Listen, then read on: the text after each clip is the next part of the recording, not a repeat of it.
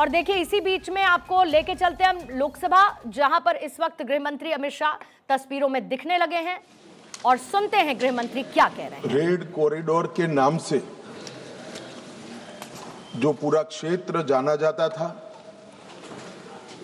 12 राज्य, 70% भूभाग और 20 करोड़ की आबादी एक क्षेत्र में रहते सभी आदिवासी भाइयों बहनों की ओर से आपका धन्यवाद करना चाहता हूं कि आपने इस चर्चा का आज यहां पर हमें परमिशन दिया है। माननीय अध्यक्ष जी, वो सालों से चाहते थे कि इनका दर्द, इनकी वेदना, इनकी परेशानी, नक्सलियों द्वारा किया गया उनको अन्याय और उनके भविष्य को अंधेरे में घेरने वाली ये पूरी व्यवस्था एक बार देश की सबसे बड़ी पंचायत हमारी संसद में उजागर हो और पूरी दुनिया उसको जाने। मगर लंबे समय तक इसको मौका नहीं दिया गया और मुझे इस बात का भी बहुत खुशी है कि देश और हम सब के लिए बहुत महत्वपूर्ण एक घटनाक्रम जो 1970 से लेकर 2026 तक चला, उस घटनाक्रम के बारे में आज संसद में चर्चा हो रही है। मान्यवर, थियोरी का जो प्रचार कर रहे थे वो एक गलत प्रकार का नैरेटिव, एक गलत प्रकार का स्वप्न भोले भाले आदिवासियों के सामने रखा था कि हम आपके अधिकार के लिए लड़ रहे हैं, हम आपको न्याय दिलाने के लिए लड़ रहे हैं, हम आप विकास से महरूम रह गए हो इसलिए लड़ रहे हैं। मान्यवर, आज बस्तर से नक्सलवाद लगभग समाप्त हो चुका है। बस्तर के अंदर हर गांव में एक स्कूल बनाने की मुहिम चली। बस्तर के अंदर हर गांव में राशन की दुकान खोलने की मुहिम चली। हर तहसील पंचायत में पीएचसी, सीएचसी बने, इनके आधार कार्ड बने, राशन कार्ड बने, 5 किलो अनाज मिल रहा है, गैस के चूल्हे वितरित होते जा रहे हैं। मैं इतना ही पूछना चाहता हूं, नक्सलवाद की जो लोग यहां पर वकीलात कर रहे थे उनको, कि ये 70 से अब तक क्यों नहीं मिला? पूरे देश को तो 2014 में नरेंद्र मोदी जी की सरकार आने के बाद देश के हर गरीब को घर मिला, गैस मिला, शुद्ध पीने का पानी मिला, 5 लाख तक का बीमा मिला, प्रति व्यक्ति प्रति माह 5 किलो अनाज मुफ्त मिला।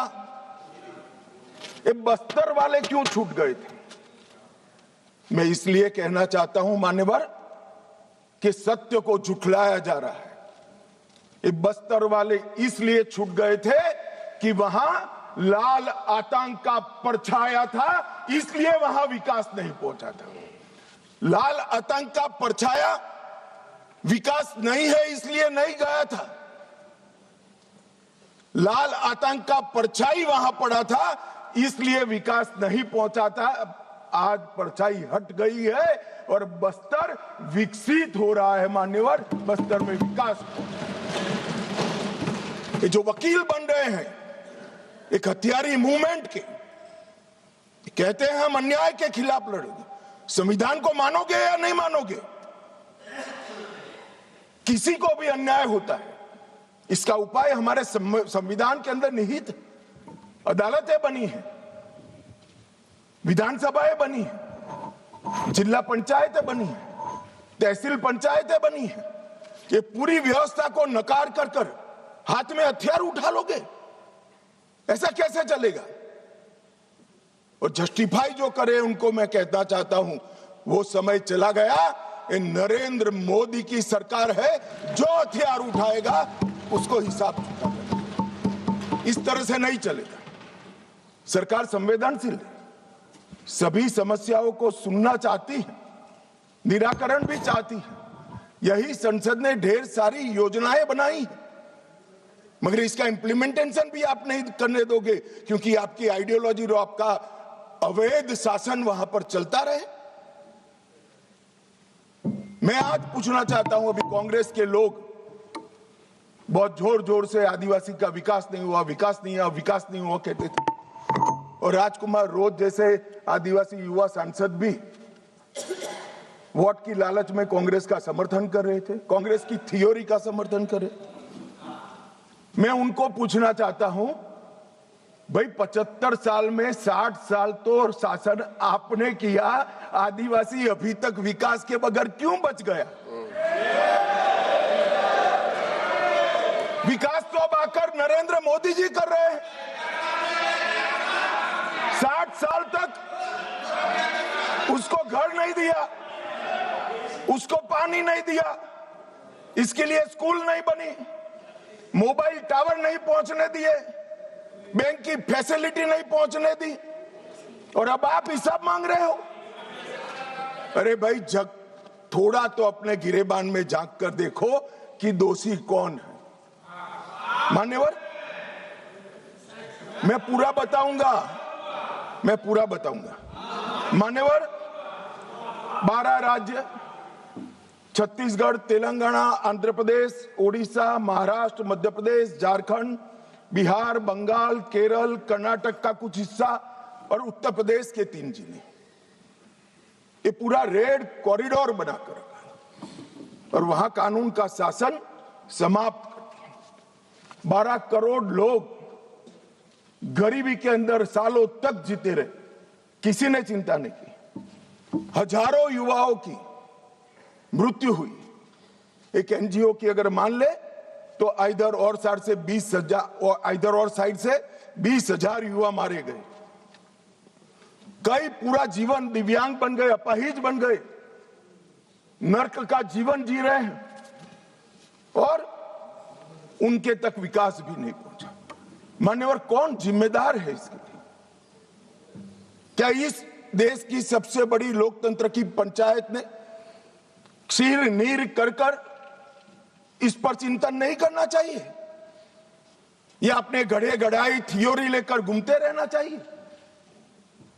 मैं बाद में बताता हूं कि नक्सलवाद का मूल कारण विकास की डिमांड नहीं है, एक आइडियोलॉजी है।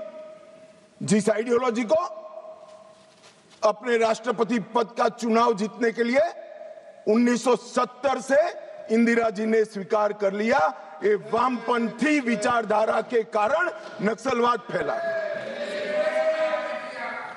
मान्यवर, प्रधानमंत्री मनमोहन सिंह जी ने पूरे देश के सामने स्वीकारा था कि कश्मीर और नॉर्थ ईस्ट की तुलना में भी देश की आंतरिक सुरक्षा की सबसे बड़ी समस्या हथियारी माओवादी, मगर कुछ नहीं हुआ। मान्यवर, 2014 में परिवर्तन हुआ और मोदी जी के शासन के अंदर कई सारी वर्षों पुरानी समस्या का निराकरण हुआ। धारा 370 हट गई, 35A हट गई, राम जन्मभूमि पर भव्य मंदिर बन चुका है, जीएसटी इस देश में आज वास्तविकता बनकर रहा है, सीएए का कानून आ गया है, विधायी मंडलों में मातृशक्ति को 33% आरक्षण दिया गया है। कई सारे बड़े काम जो आजादी के वक्त से इस देश की जनता चाहती थी कि कभी न कभी हो, वो सारे काम नरेंद्र मोदी जी के 12 साल में हुए और अब ये नक्सलवाद से मुक्त भारत की रचना भी नरेंद्र मोदी जी के शासन के अंदर ही हो रही है। ये 12 साल एक प्रकार के देश के लिए बहुत शुभंकर साबित हुए। देश को गरीबी से मुक्ति दिलाने के लिए, देश के युवाओं के लिए नई शिक्षा पद्धति लाने के लिए, देश की आंतरिक और बाह्य सुरक्षा को सुनिश्चित करने के लिए, इस देश के मूलों से न जुड़ी हुई पॉलिसियों को दरकिनार करने के लिए ये 12 साल में बहुत कुछ हुआ है।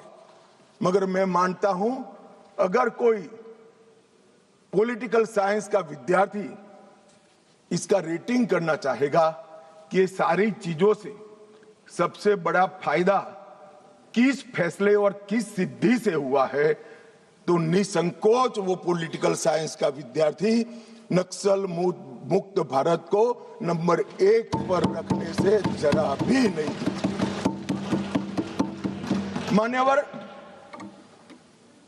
ये जो बड़ी घटना देश में आकार लेने जा रही है, उसका पूरा श्रेय, उसका पूरा यश हमारे सीएपीएफ के जवान, विशेषकर कोबरा और सीआरपीएफ के जवान, राज्य सरकारों की पुलिस, विशेषकर छत्तीसगढ़ राज्य पुलिस और डीआरजी के हमारे जवान और वहां के स्थानीय आदिवासी बासिंदों को जाता है।